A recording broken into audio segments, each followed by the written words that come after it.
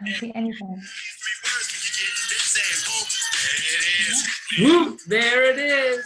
Whoop, there it is. I was like, whoop, Wooten, there it is. I was like, you know they say whoop, right? I know, I was like, whoop, there it is. Ryan goes, you know it says whoop, right? I'm like, oh, It's no. whoop. No one's ever done that. Everyone is always randomly like, woo, woo, and they can do it. Does anyone ever say that? I'm like, yeah, all the time, but we've never gotten a song. It's See? because Something I thought it was new. woot, there it is. That's why nobody's done it before, because they know it's whoop, not woot. I mean, it sounded like woot to me. For tonight, it's woot. For tonight, it's Tonight woot. it's woot. You I guys love it. jumping on. Hi, welcome. We have some special guests that we're so excited about tonight. Thanks for joining Ryan and I. Yes. And I'm gonna let Ryan introduce our guests. All right, our friends Chris and Carrie Wooten, and we met obviously on Facebook. Just so impressed with their interaction in marriage movement, and then it just got better and better because I can't remember if it was Carrie or Chris was like, I knew you guys had 3 kids and a newborn, and then Carrie's like, yeah, I travel like 4 days a week. So I'm thinking, wait a minute, if Carrie travels, who's home with the kids? Oh. Nobody. Well, Chris is. We alternate, and it just like, you know, we got to know each other better from there. It's just so impressive how you guys make it all work. So that's where we are, and I think it's amazing what you do and how you collaborate. You don't That's compromise. right. It's awesome. Absolutely. So you guys that are just joining us, drop below if you are married and how long you've been married. And we're so excited to have you guys join us. If you're watching this later by replay, just drop replay below. But here's one of the things that we're most excited to share with you guys tonight. We're going to talk about why it's important to encourage and support in a relationship. What's the difference between compromise and collaboration, right? And also how to do it, right? Because Chris and Carrie have got this down. They've got 3 kids. They're figuring it out. They are traveling, but they're having fun together. Every time we talk to them, they're both smiling and happy. And you can see that through the way they interact with others. And then also, I know you guys have some great tips and tricks. Like, by the way, I got the protein balls recipe the other day from Carrie. I love people that have great value in everything that they do. So they're going to share some tips and tricks with you guys as well. So let's start off with The ages how of the long. kids. Oh, okay, the kids. See, I started off with 'Cause- marriage because it goes marriage, Oh, all right? right. It's got to Okay. go Yeah, I back. didn't hear it first, but I'm most impressed with Chris taking care of the 3 kids. Oh, yeah, it is because pretty I impressive. could barely take care of 2 boys. Big deal. There goes our one. It is a Three big deal. kids, But one wait, is do I get credit for taking care of 3 kids? Let's back Thank up real you. quick. Yes, you do. Mhm. But I can relate more to the dad. So That's fair. That's fair. Well, so our kids we do have 3. We have 2 boys and a girl, and they are almost 5, almost 3, and 4 months. awesome. So like all the fun ages, but not teenagers. Nope. So like everyone says we're so busy, but like you have teenage problems. We don't have real problems. We have like buddy training problems. Yeah. I do miss those problems, actually. Yeah, like I mean, it's funny because obviously we only know life up to a 5-year-old, but it is. Everyone's like, oh, it's so fun, but it's so hard. I'm like, wait, they aren't like sneaking out of the house. They're not doing drugs. They're not doing anything. The worst thing they do is like hit each other. Like you're making my stomach hurt right now when you say that. Like, my kids aren't doing that yet either. Oh, it's coming back. You're winning. You're good. No, but it is. It's more like mental. I think it's more physical when your kids are younger and more mental when they're older. So yeah. I get that. I can see Friends in all different stages for sure. Okay, and how long have you guys been together? Together and then married? We've been together for, we weren't ready for a quiz, for 8 years. And married for 6.5. Awesome. Love So it was like all pretty quick. Like we met, we dated for a little bit, we got married, we had a kid. Yeah. After a year, yeah, we just kind of like kept things going. So it was like love at first sight. No. Oh, do tell more, Yeah, you're gonna please. tell You're them gonna have more to on tell that more on one. that one. We do have a very unique how we met story. Go, Would you like dear, to tell go. it? Nope, go, dear, go. Okay, I know you're I supposed know it's a the tough live is on Blair and Ryan's page. Got it. If you're Yeah. still, there you go. I got you. So we were actually roommates. That's how we met. Wow. Yeah, completely not normal. It was awesome. So I was still law enforcement. Chris was still active duty. He got stationed in Virginia Beach. I worked Virginia Beach Police. and it was my first job out of college, and I needed a roommate. Like, that was it. I didn't want to live with girls because I just spent 4 years doing it and was a little done. Interesting. Right? Yeah, girl problems. He didn't want to live with guys anymore because they were gross, and he was a little done. Yeah. And we used to call each other bromates. Yep. Like Did we you guys would, find each other on an ad, or did somebody connect you guys? we were on Roommate Nation. So it's like the, It's like, it's almost like dating apps today. You guys kind of almost met, but it was a rooming app. right. And it was innocent intentions. Yeah. Right. That's Yeah, amazing. I mean, it was this great. She's law enforcement, he's military, and we would like work out and shine boots and drink beer.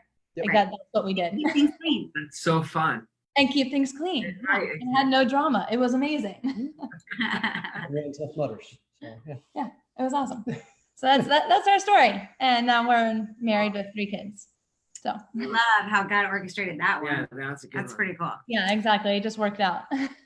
So cool. All right. So you guys tell us the difference between collaboration and compromise. We were just talking about this with you guys before we came on. And I thought that is so brilliant because I know we think that, but we've never probably actually said that and what the difference is. Go ahead. This is all you. All right. So I'll take compromise. So in compromise, there's always some, I say, ground being given up by essentially both sides. If you compromise correctly, you're coming together, no kidding, meet in the middle. Both sides are giving up something, whatever objective it happens to be. It could be who's cleaning up the house. It could be who's driving the kids. It could be any number of things.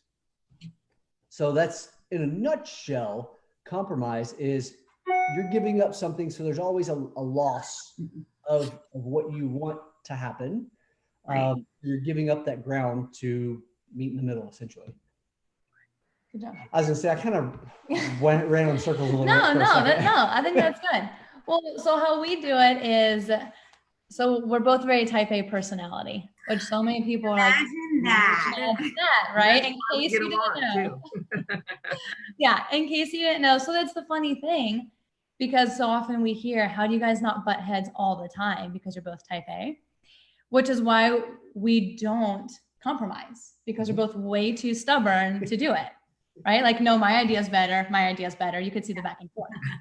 So when it doesn't work and where neither one of us wants to budge, that's when I say, okay, we'll collaborate. We'll completely get rid of both of our ideas, and we'll just build a new one together. I love that. And that way, like, it's the same as you're doing in business. You're building teams. It's the same that you would do with someone you're not in a relationship with. Right? You wouldn't argue back and forth. Ideally, you wouldn't argue back and forth, right? You'd collaborate, create a new plan. So that's how we do it. Or I'm just more stubborn, and sometimes we do it. Sometimes we just do it. Yeah. So what does that look like? Is it just a piece of paper at the kitchen table and you guys are writing down, brainstorming? Is it just you're sitting down talking it out? What? I was just. We've gotten faster at it. All right. Okay. So yes, the easiest way to collaborate is to we'll say manage your expectations. So if you draw down to what's one thing that you want to be an objective from an event, and as long as you approach more things that way, rather than having this whole picture painted out of here's my perfect event, if you just say, I really want X and Y, and then the other person comes and say, hey, I got Z. And now you've collaborated to make sure that everybody's specific intentions are met, and then finish out the task. But too often people have this grandiose idea, or I have to hit A through G to start, and it's so hard to get things going and actually have a successful collaboration. I think, oh, sorry, go ahead, Carrie. I'll say that's one of our very few arguments is actually when you say you need to manage your expectations. Not in a, like, my standards are too high, but it is. I have this, we've all been there, right? We have like the perfect date, right? Or, you know, the kids are gone, meaning we're going to go out to a nice dinner, right? Not watch football and drink beer. Okay, so exactly. You paint this whole picture and then your partner doesn't perform. Well, you set yourself up. Right. It wasn't even realistic in the first place. Okay, because we're not a mind reader. So, Exactly. That's right. Yeah. So what I was going to say that goes on perfect with that, Carrie, is you have to take away the emotion. right? And so I think, unfortunately, a lot of times we come with so many emotions, more women than even men, I think sometimes, of these crazy expectations that we think life is going to be like. And I love that you guys said it's almost like when you're at, in a business and that you've got to collaborate together, same thing. So like if we can manage our expectations by being open and honest about what we expect, then you have such, and people are like, oh, that's horrible because then it's not romantic. But honestly, it's way more romantic because what you thought in your head actually happens, right? Right. Yeah.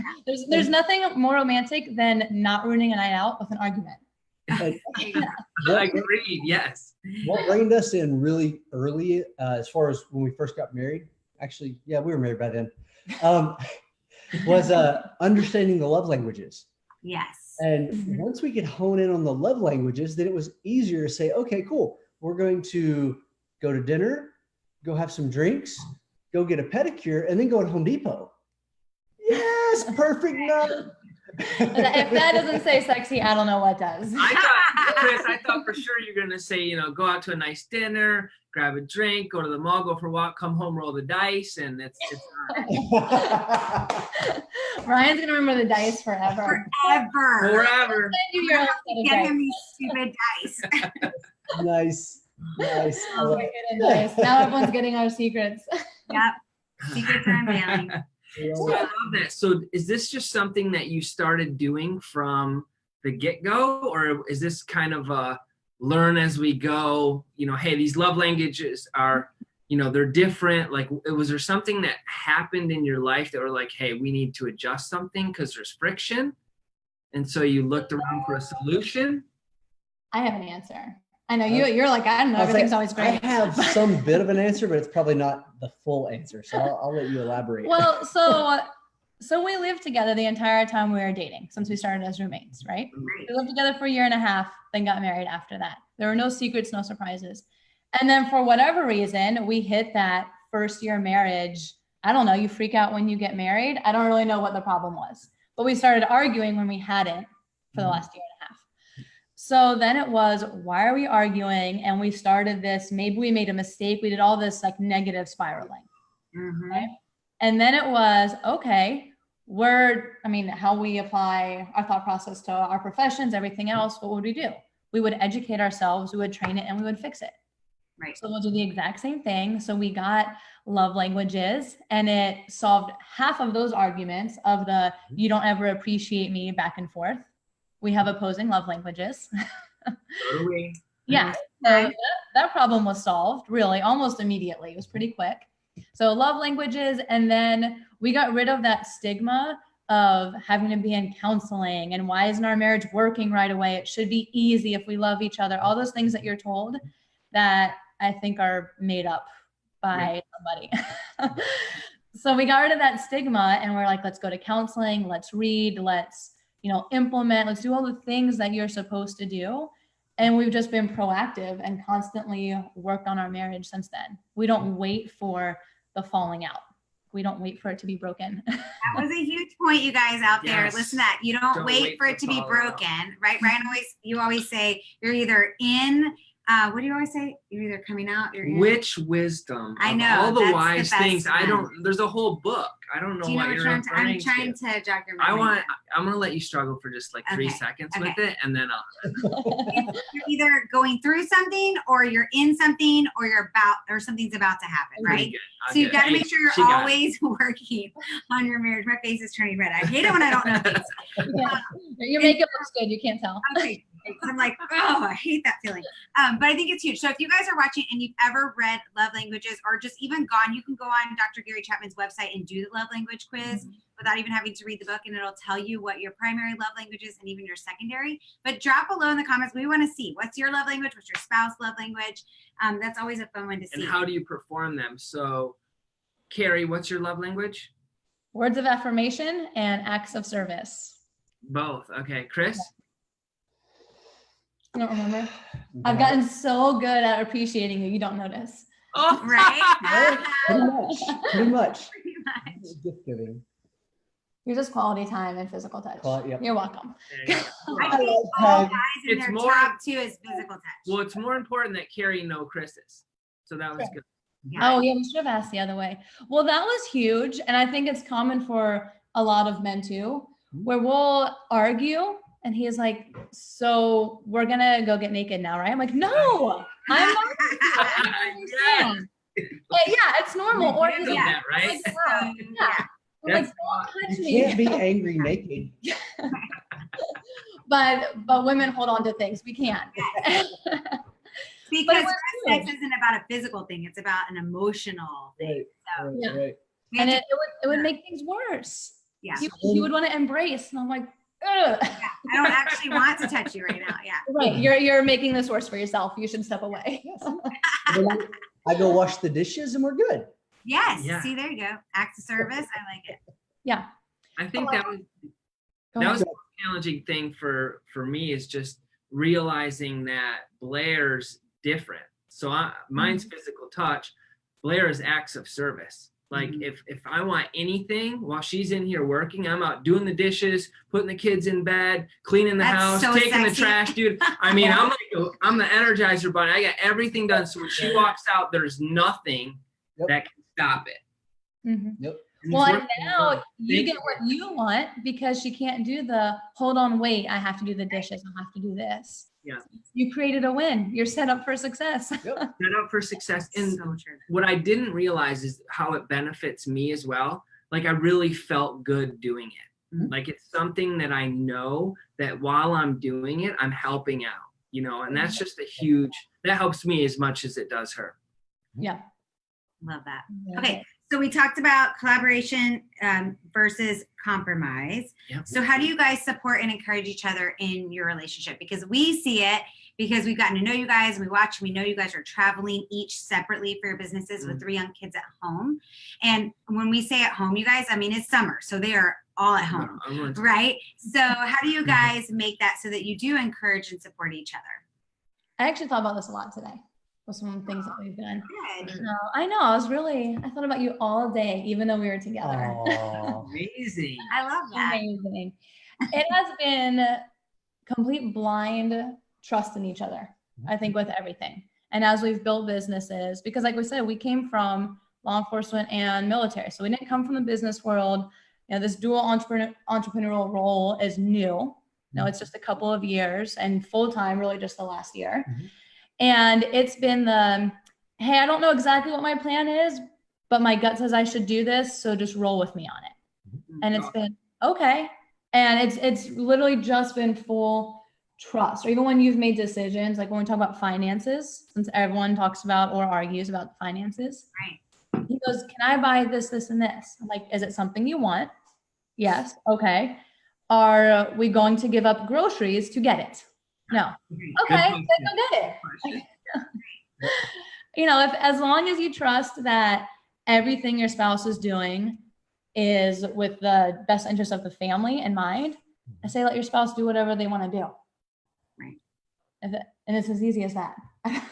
And support them in doing that. So we've been around a lot of really successful entrepreneurs on their own right, but then family life may not be as strong.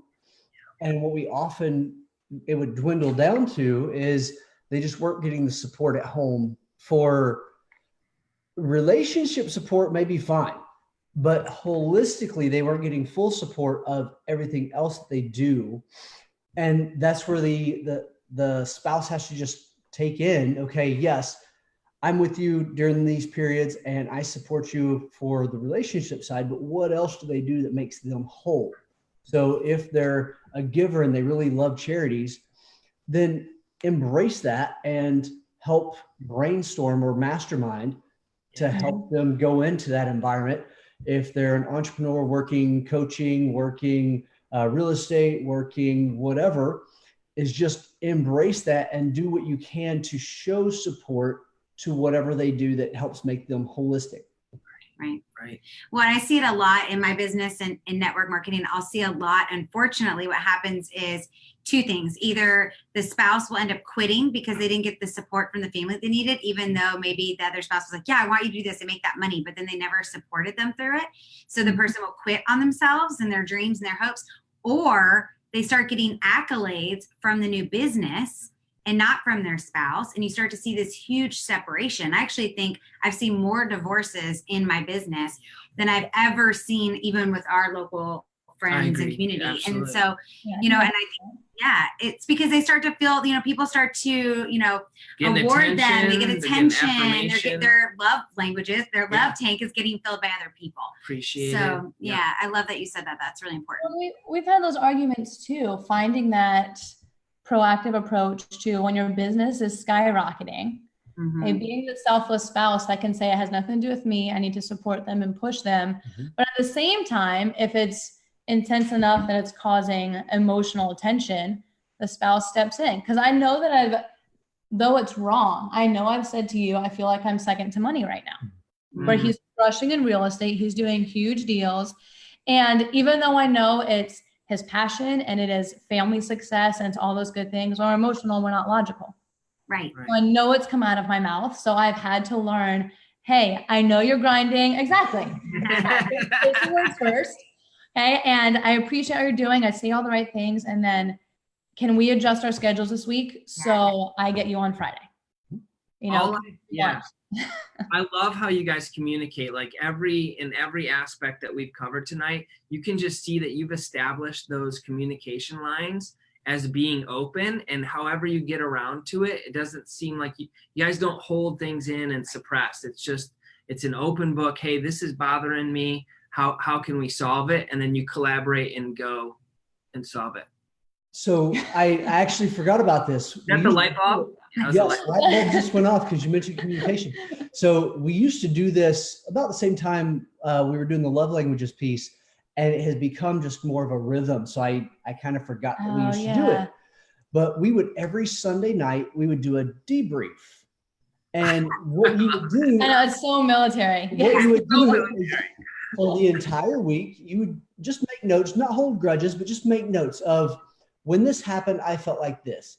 And just list those things out. And then Sunday, we would sit down and be like, okay, shut it off, no emotions for this 30-minute block, and let's talk through it. That's incredible. And that got us to understand the way we viewed things differently. And that also helped develop just the open communication. So now we don't do the debrief as formal because it just happens. We've mastered it by this point. But it was 6 years ago when we did the first one. But that's awesome. I love the term too, debrief. You know who does that? I'm taking notes on every offense. And okay, it wasn't like a tally sheet. No. Hold on, don't misconstrue this. Darren Hardy talks about that on like 2 of his courses. He talks about that every Sunday night, he and his wife Georgia sit down and they go through that. Like, we go through our calendars together, so sometimes those kind of things do come out. Like this week, I really didn't like that we didn't have any time to do this together or whatever. But yeah, I love that you guys said that. And of course, you talk both sides. So I mean, if it was something that I really loved, you bring those into. So definitely don't go all negative with it. But yes, it gives you that more open book concept of, you know, exactly how the other person's taking it emotionally, not just at the moment trying to read their face or read their body language, because a lot of people don't do that so well. So right.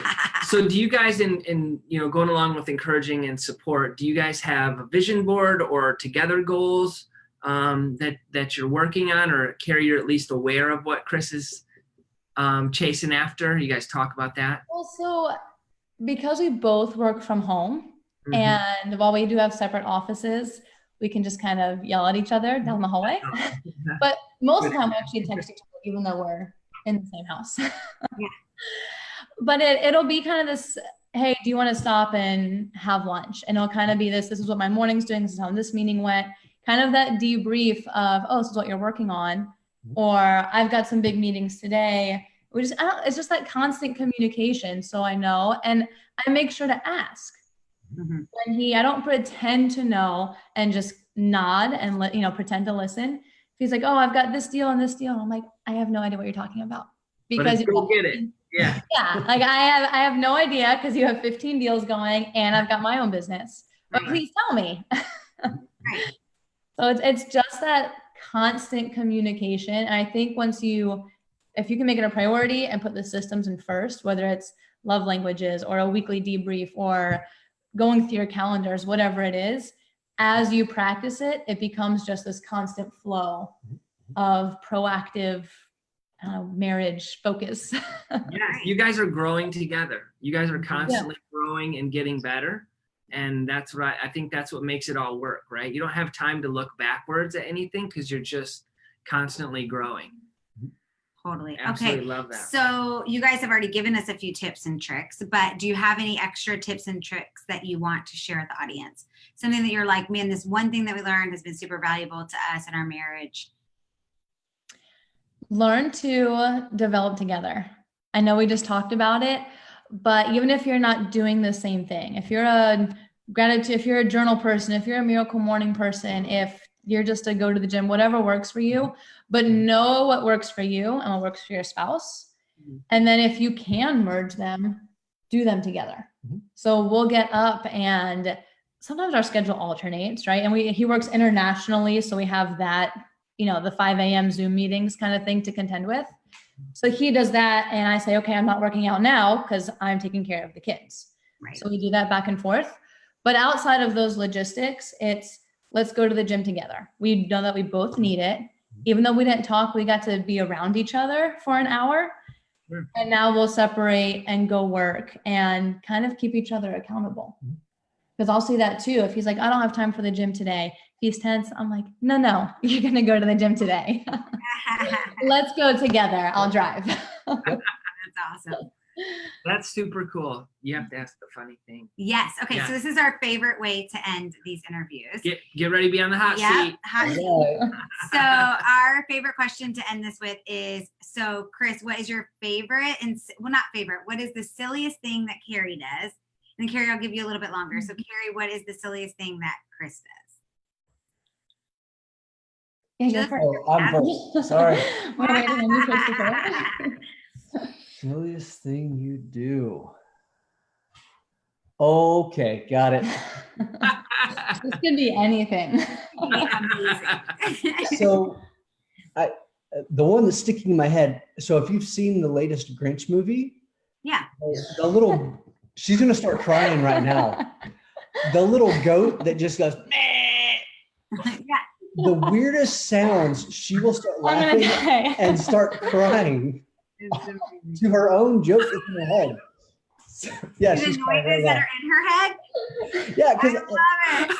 I don't know exactly what all is going on, but it definitely gets her crying, laughing so hard that she starts crying. That's amazing. I know, it's bad. You're like Ally McBeal. So there's just Yeah, it's really bad. there's triggers like that just are hilarious. I mean, if I do like this, That has a background story. That's There's a for another. background story. That's for another life. she would go. And sleeping in, yeah. That's I say awesome. things in my sleep. That's true. All right. All What's the silliest thing That or was hilarious. yeah. I would say your custom renditions of heavy metal music. Oh. You'll hear random songs and you'll babyfy them and sing them to the children. I love Oh, it. So bring in Metallica or Slipknot, and now let's make it into a toddler tune, and we'll sing them to our children. He's giving them culture. Yeah, we'll go with that. It's culture. They have very diverse musical tastes. You could record that and sell it. Probably could. I know, right? He's quick though. I don't know how many physical fights with the phone being thrown when I've tried to record him doing things. I'm like, yeah, you're not "You into too, it." right? Like, oh, he doesn't see, and then there's a hand that launches my phone across the room. That's Oh, my amazing. goodness. Well, thanks you guys so much for joining us tonight. It was Yes. so much fun. I know all of our viewers got tons of nuggets. So you guys drop below lots of love for Carrie and Chris and tell them what you got out of this day. If you're watching it later by replay, still let them know.